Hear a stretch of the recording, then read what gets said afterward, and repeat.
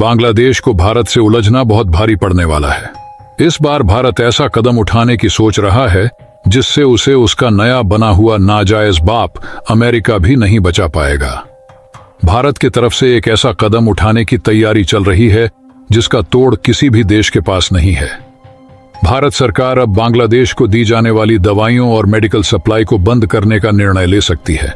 इस खबर ने भारत ही नहीं दक्षिण एशिया की राजनीति में हलचल मचा दी है। अगर भारत बांग्लादेश को दवाइयों की सप्लाई रोक देता है तो मोहम्मद यूनुस को हर हाल में भारत के झुकना होगा। दोस्तों, क्या है पूरा मामला? क्या यह सिर्फ व्यापारिक कारण है या इसके पीछे कुछ और बड़ा खेल है? जानेंगे इस वीडियो में, लेकिन आगे बढ़ने से पहले कमेंट में बताएं कि भारत का यह कदम सही है या गलत। दरअसल बांग्लादेश में शेख हसीना सरकार के तख्ता पलट से भारत की कई कंपनियों और विभिन्न प्रकार के कारोबार को धक्का पहुंचा है। ऐसा ही असर फार्मा एक्सपोर्ट और मेडिकल टूरिज्म पर रहा है। भारतीय फार्मा कंपनियों का काफी पैसा बांग्लादेश में फंस गया है। इसकी वजह से वो फिलहाल बांग्लादेश में दवाएं और मेडिकल इक्विपमेंट नहीं भेजना चाहती हैं, क्योंकि बांग्लादेश अपने कोई भी कर्ज नहीं चुका पा रहा है। भारत के अडानी पावर कंपनी की हजारों करोड़ों का भुगतान भी अभी बांग्लादेश ने नहीं किया है।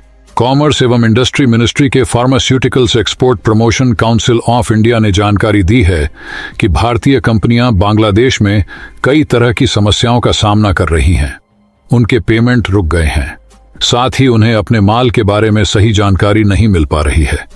ऐसे में वह इस पड़ोसी देश के साथ फिलहाल व्यापार नहीं करना चाहती है। बांग्लादेश संकट की वजह से मेडिकल टूरिज्म भी बुरी तरह प्रभावित हुआ है। लोग न सिर्फ अपने ट्रैवल प्लान कैंसिल कर रहे हैं बल्कि उन्हें टाल भी रहे हैं। भारत दुनिया के सबसे बड़े फार्मास्यूटिकल सप्लायर्स में से एक है। दुनिया भर में लगभग 20% जेनेरिक दवाएं भारत में बनाई जाती हैं। इसमें कई जरूरी दवाएं, वैक्सीन और चिकित्सा उपकरण भी शामिल होते हैं। बांग्लादेश भी भारत पर बड़ी हद तक निर्भर है, खासकर कोविड-19 के दौरान जब भारत ने बड़े पैमाने पर टीकों की सप्लाई की थी। भारत बांग्लादेश को हर साल करीब हजारों करोड़ रुपए की दवाएं सप्लाई करता है, जिनमें हृदय रोग, कैंसर और मधुमेह जैसी गंभीर बीमारियों के इलाज के लिए दवाएं शामिल हैं। अब जरा सोचिए, अगर भारत अपनी मेडिकल सप्लाई रोक देता है तो बांग्लादेश की स्वास्थ्य प्रणाली पर इसका क्या असर होगा? हाल के दिनों में बांग्लादेश की ओर से कुछ ऐसे कदम उठाए गए हैं जिनसे भारत नाखुश है। इसमें सबसे बड़ा मुद्दा है कि बांग्लादेश चीन के करीब जाता दिख रहा है, जो कि भारत का रणनीतिक दुश्मन है। चीन बांग्लादेश को भारी मात्रा में हथियार और तकनीक दे रहा है, जिससे क्षेत्र में शक्ति का संतुलन बिगड़ रहा है।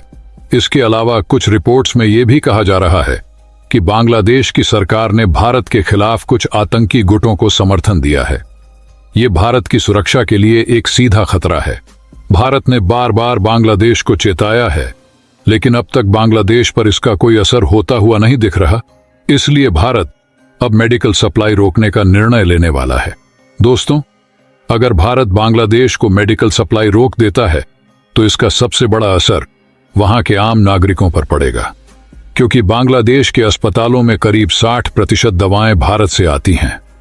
भारत पहले बांग्लादेश को अपना मित्र देश समझता था, इसीलिए बांग्लादेश को मेडिकल सप्लाई बहुत ही कम दाम में देता था।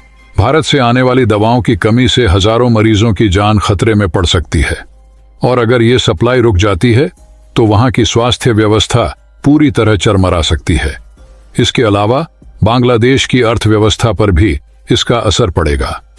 भारत से होने वाले मेडिकल ट्रेड पर करीब 5000 से अधिक व्यापारी और कंपनियां निर्भर हैं, जिनकी रोजी रोटी दांव पर लग जाएगी। लेकिन भारत के साथ एक समस्या ये है कि अगर भारत बांग्लादेश का फार्मा सप्लाई बंद करता है तो इसका सीधा सीधा फायदा चीन उठा सकता है। बांग्लादेश चीन से मेडिकल सप्लाई लेने की कोशिश कर सकता है। पहले से ही चीन ने बांग्लादेश में विभिन्न क्षेत्रों में निवेश किया है और अब फार्मा सेक्टर में भी एक महत्वपूर्ण भागीदार बन सकता है।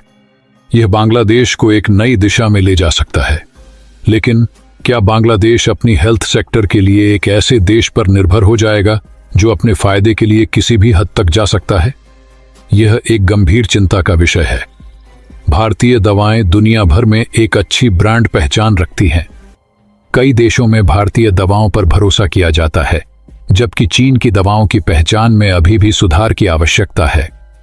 इससे बांग्लादेश के लोगों का भारतीय दवाओं पर भरोसा बना रह सकता है।